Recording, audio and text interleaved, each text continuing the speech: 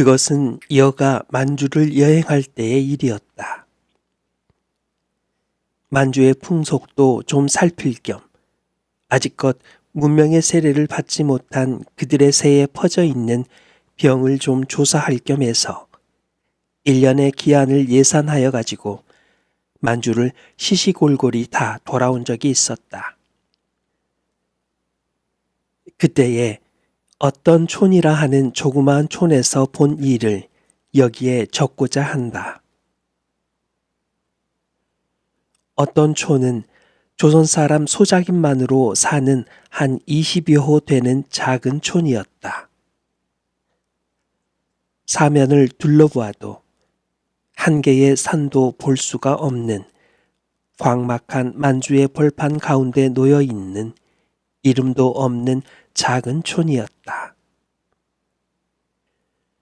몽고 사람 종자를 하나 데리고 노새를 타고 만주의 촌촌을 돌아다니던 여가 그 어떤 촌에 이르를 때는 가을도 다가고 어느덧 광포한 북극의 겨울이 만주를 찾아온 때였다. 만주의 어느 곳이라 조선 사람이 없는 곳은 없지만 이러한 오지에서 한 동리가 죄 조선 사람뿐으로 되어 있는 곳을 만나니 반가웠다. 더구나 그 동리는 비록 모두가 중국인의 소작인이라 하나 사람들이 비교적 올량하고 정직하며 장성한 이들은 그래도 모두 천자문 한 권쯤은 읽은 사람들이었다. 살풍경한 만주. 그 가운데서 살풍경한 살림을 하는 중국인이며 조선 사람들의 동리를 근 1년이나 돌아다니다가 비교적 평화스러운 이런 동리를 만나면 그것은 비록 외국인의 동리라 하여도 반갑겠거든. 하물며 우리 같은 동족의 동리이매랴. 여는 그 동리에서 한 10여일 이상을 일 없이 매일 호별 방문을 하며 그들과 이야기로 날을 보내며 오래간만에 맛보는 평화적 기분을 향락하고 있었다. 살기라는 별명을 가지고 있는 정이코라는 인물을 본 곳이 여기서이다. 이코라는 인물의 고향이 어디인지는 어느 촌에 아무도 아는 사람이 없었다. 사투리로 보아서 경기 사투리인 듯 하지만 빠른 말로 되재거리는 때에는 영남 사투리가 보일 때도 있고 싸움이라도 할 때에는 서북 사투리가 보일 때도 있었다. 그런지라 사투리로서 그의 고향을 짐작할 수가 없었다. 쉬운 일본 말도 알고 한문 글자도 좀 알고 중국말은 물론 꽤 하고 쉬운 러시아 말도 할 줄 아는 점 등등 이곳저곳 숱하게 주워 먹은 것은 짐작이 가지만 그의 경력을 똑똑히 아는 사람은 없었다. 그는 여가 어느 촌에 가기 1년 전쯤 빈손으로 이웃이라도 오듯 후덕덕 어느 촌에 나타났다 한다.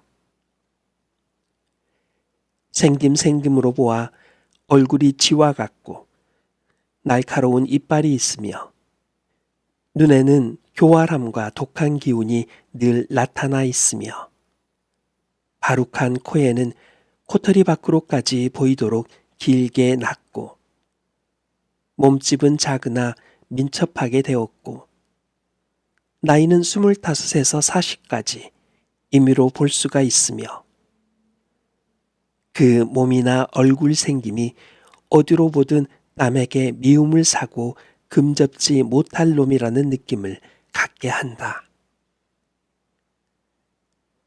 그의 장기는 투전이 일수며 싸움 잘하고 트집 잘 잡고 칼부림 잘하고 색시들에게 덤벼들기 잘하는 것이라 한다.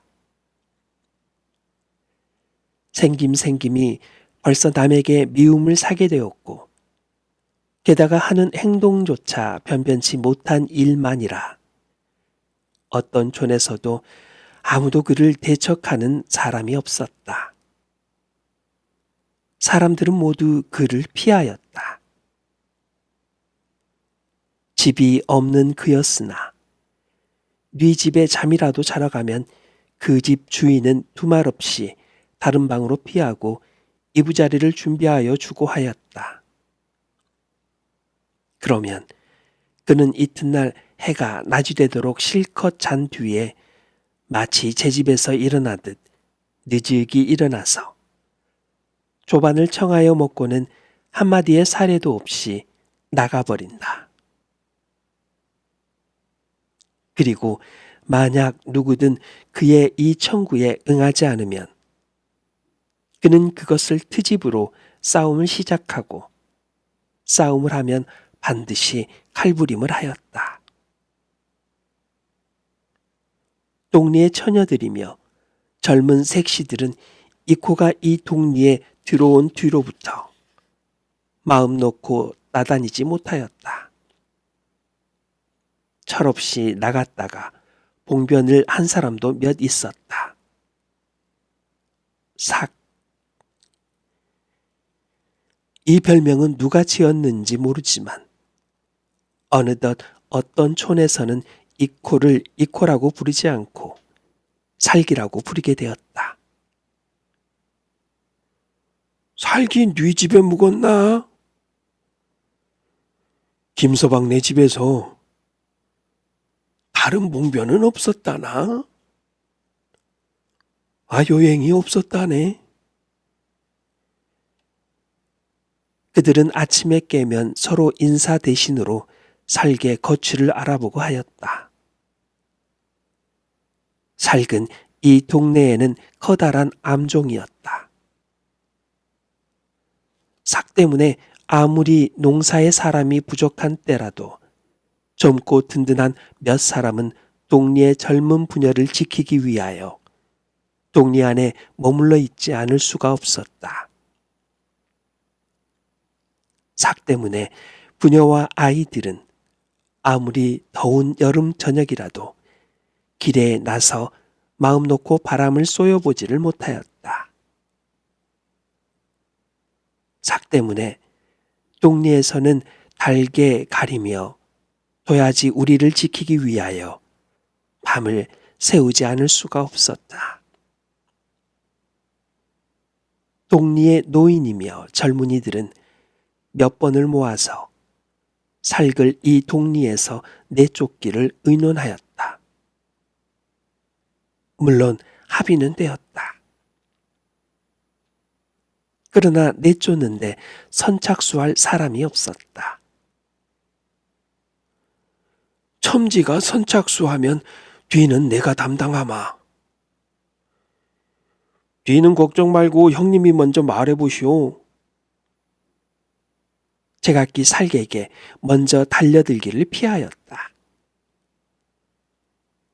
이리하여 동리에서는 합의는 되었으나 살근 그냥 태연히 이 동리에 묵어있게 되었다. 며느년들이 조반이나 지었나? 손주놈들이 잠자리나 준비했나? 마치 그 동리의 모두가 자기의 집안인 것 같이 살근 마음대로 이 집 저 집을 드나들었다. 어떤 촌에서는 사람이라도 죽으면 반드시 조상 대신으로 살기나 죽지 않고 하는 한마디의 말을 잊지 않고 하였다. 누가 병이라도 나면 에휴, 이놈의 병 삭한 데로 가거라 하고 하였다. 암종. 누구든 살글 동정하거나 사랑하는 사람이 없었다. 삭도 남의 동정이나 사랑은 벌써 단념한 사람이었다. 누가 자기에게 아무런 대접을 하든 탓하지 않았다.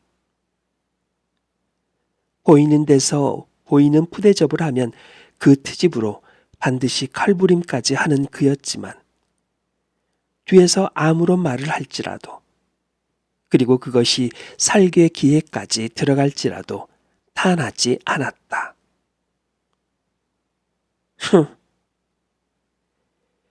이 한마디는 그의 가장 커다란 처세 철학이었다. 흔히 곁동리 중국인들의 투전판에 가서 투전을 하였다. 때때로 두들겨 맞고 피투성이가 되어 돌아오는 일도 있었다. 그러나 그 하소연을 하는 일이 없었다.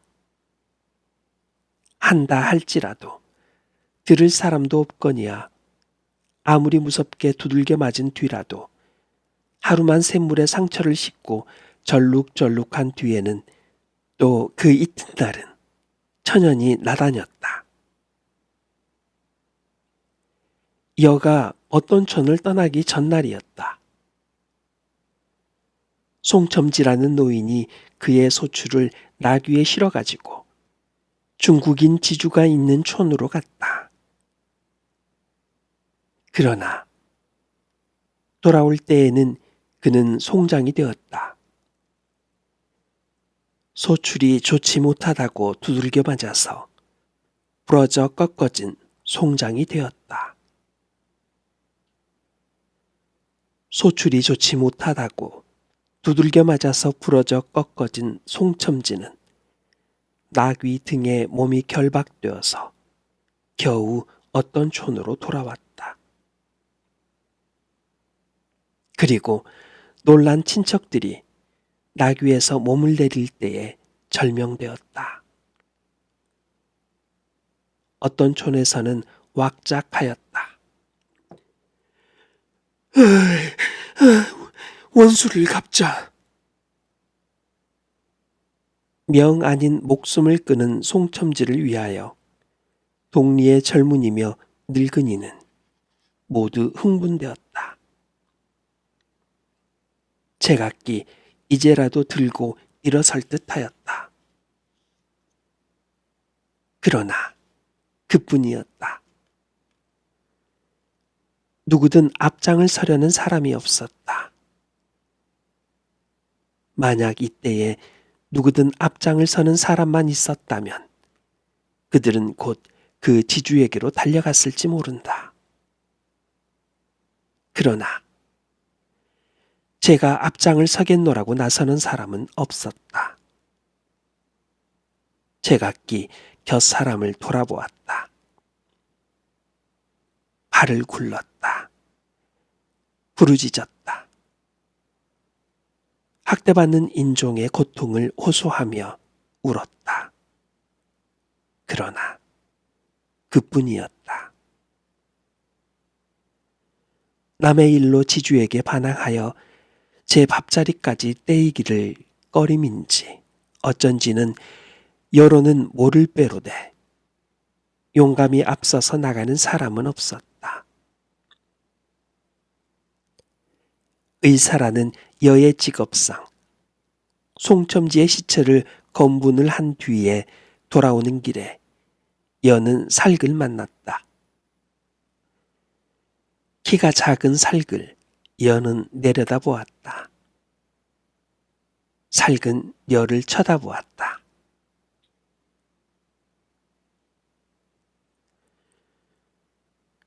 가련한 인생아, 인종의 거머리야, 가치없는 생명아, 밥버러지야, 기생충아. 여는 살게게 말하였다. 송첨지가 죽은 줄 아우? 여의 말에 아직껏 여를 쳐다보고 있던 살게 눈이 아래로 떨어졌다. 그리고 여가 발을 때리는 순간 얼핏 사계 얼굴에 나타난 비창한 표정을 여는 넘길 수가 없었다. 고향을 떠난 만리 밖에서 학대받는 인종의 가엾음을 생각하고 그 밤은 여도 잠을 못 이루었다. 그 억분함을 호소할 곳도 못 가진 우리의 처지를 생각하고 여도 눈물을 금치를 못하였다.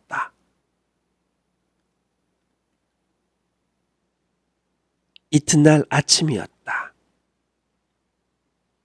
여를 깨우러 달려오는 사람의 소리에 여는 반사적으로 일어났다.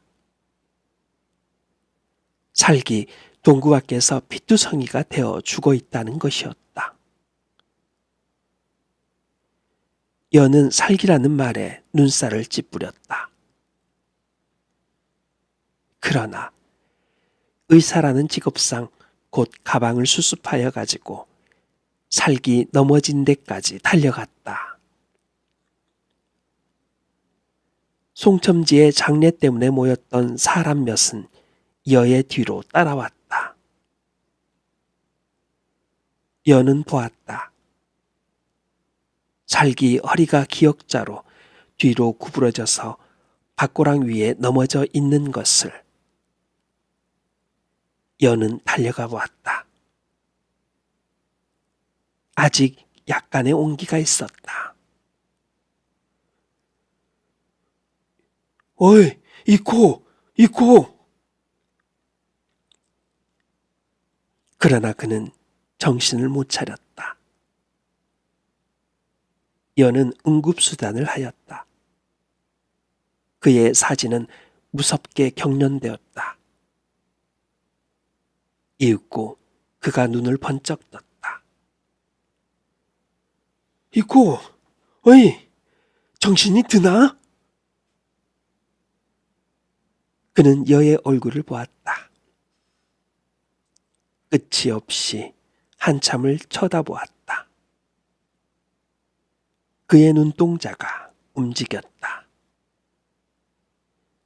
겨우 의의를 깨달은 모양이었다.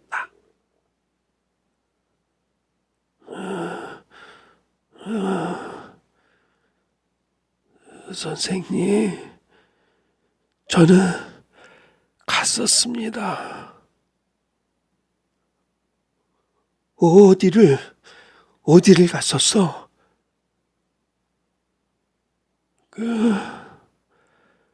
그놈, 지주놈의 집에 갔었습니다. 여는 눈물 나오려는 눈을 힘있게 닫았다. 그리고 덥석 그의 벌써 식어가는 손을 잡았다. 잠시의 침묵이 계속되었다. 그의 사지에서는 무서운 경련이 끊임없이 일었다. 그것은 죽음의 경련이었다. 듣기 힘든 작은 그의 소리가 또 그의 입에서 나왔다.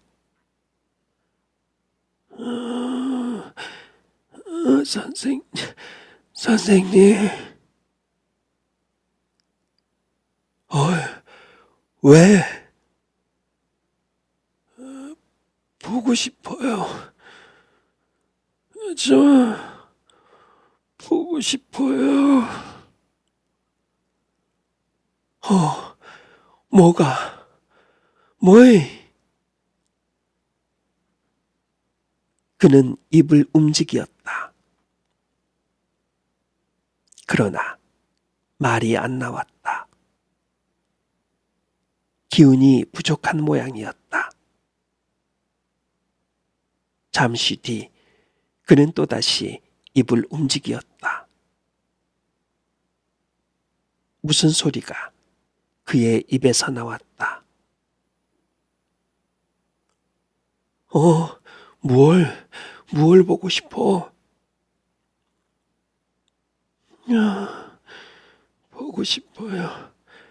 보고 싶어요.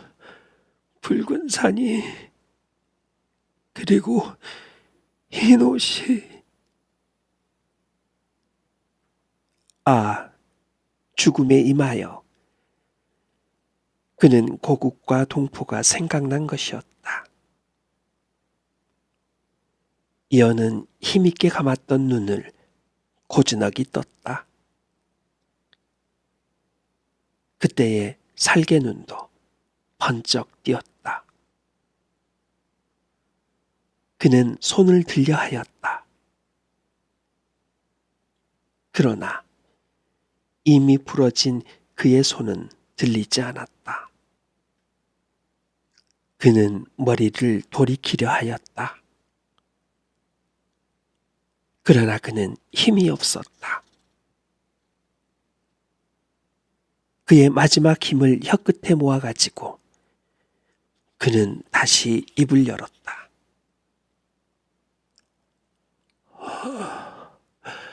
선생님, 왜? 저거,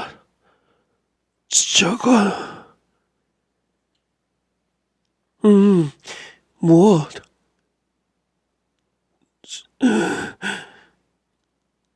저기 붉은 산이, 그리고 흰 옷이,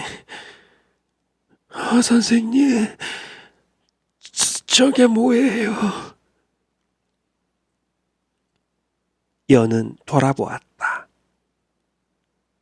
그러나 거기는 황막한 만주의 벌판이 전개되어 있을 뿐이었다. 선생님, 장가 불러주세요. 마지막 수호, 장가를 불러주세요. 동해 물과 백두산이 마르고 닳도록.